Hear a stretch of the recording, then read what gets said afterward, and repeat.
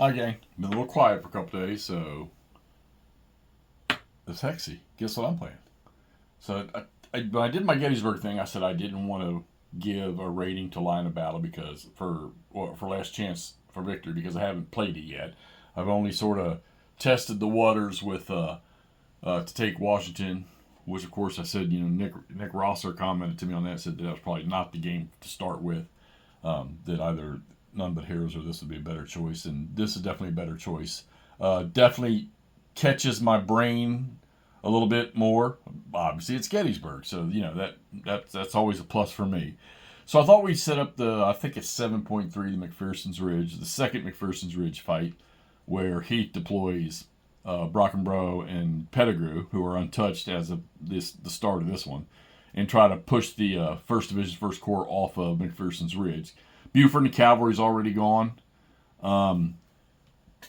Rowley's in charge of the 3rd Division, so I think you got 2 brigades maybe from the 3rd Division. You had 1st and 2nd Brigades, which, that would have been Doubleday's, but Doubleday's in charge of the 1st Corps because Reynolds he was wing leader, and then, of course, he was killed. This one started at around 2 o'clock. So Reynolds he's been down for 4 hours, 4.5 hours. Limitations on this one here: no Confederate units can come within 2 hexes of the railroad woods. And this has 2 of Heath's brigades, and then a piece of Daniel's brigade from Rhodes' division has been attached to A.P. Hill's 3rd Corps for this attack. And then a number of cannon, which, fired a couple shots, but the cannons have not really done much yet in this thing. Mostly because the Confederate troops are right in their faces in here. So you're talking about the Iron Brigade. Now, granted, they're shot up a little bit. We've actually already wrecked one who's run away, but these guys are all A morale ratings. So I thought sitting back and shooting is not going to be the answer. We've got fresh troops that they're decent ratings. Pettigrew has a bunch of A units on her, so I guess he would be the elite brigade for Heath's division. And then Brockenbrough's Virginians, who performed very badly. Oh, I did not say Virginians performed badly. But yeah, they did. But I figured, you know what? We need to charge in there to get the Iron Brigade off of McPherson's Ridge. And the objective areas are right in here. So we have pushed this one unit off. And this is not, I don't think that's an Iron Brigade unit though. Let me see. Could be wrong. No, that's from the 3rd Division. That's that's the 2nd Brigade unit. So, but Iron Brigade is holding strong right through here, in here. Pettigrew is now hitting them. But yeah, the sitting back and taking plink shots from a hex or 2 away, I didn't think was going to drive them off of there. You needed to get in there. You needed to force, survive your close combat. Get your closing roll, get in there, survive the open volley, which really is an interesting concept because there's no morale check after an open volley shot.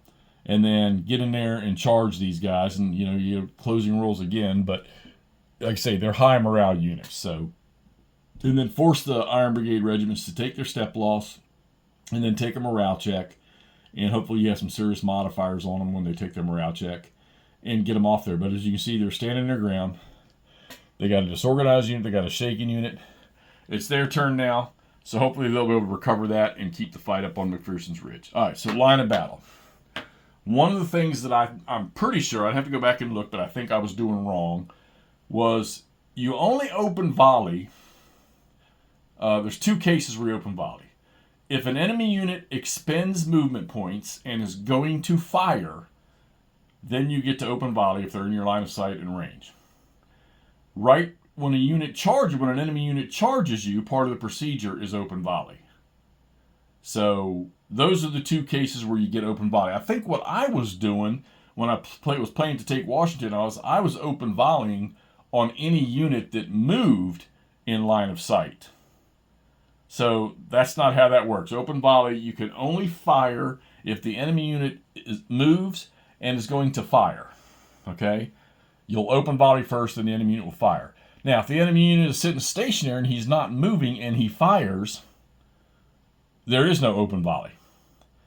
If an enemy unit changes facing and then wants to fire, even though he didn't leave the hex, changing is like movement, so you'll get to fire, you'll get to open volley on them there. And then, of course, like I say, you open volley during your close combat stuff or your charge. Not using, for this scenario, the orders are already given, except for the Union, really, you're just defending.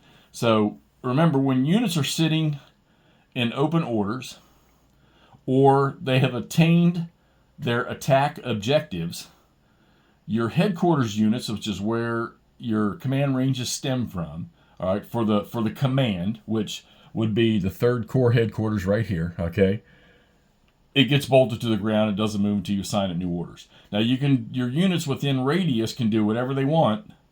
They can fight, they can slide, they can change facing, they can charge, as long as they're staying within the radius of their, as long as they stay within command radius.